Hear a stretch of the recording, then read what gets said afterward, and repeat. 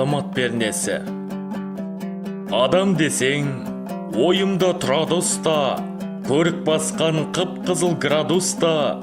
Адам десең жылқышы түседі еске, белуардан қар кешкен қырау қыста.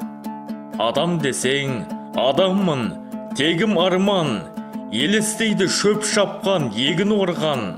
Адам десең, түседі шопан еске, қойын айдап, қарғытқан төлін ордан.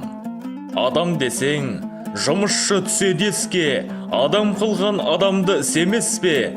Адам десең, ойында тұрады ермен, сол ер жігіт өзі үзген кісен есте.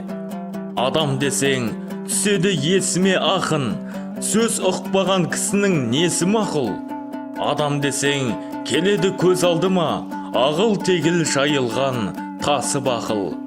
Адам десең, арулар құлпырады, алаулаған алдымда күл тұрады.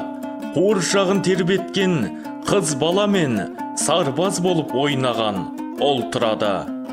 Біз болмасақ, байқаймын оңбас енері, құдірет күн түбіне ол да сөнері.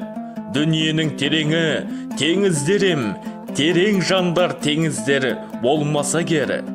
Біз болмасақ байқаймын оңбас өнері, құдірет күн түбінде ол да сөнері.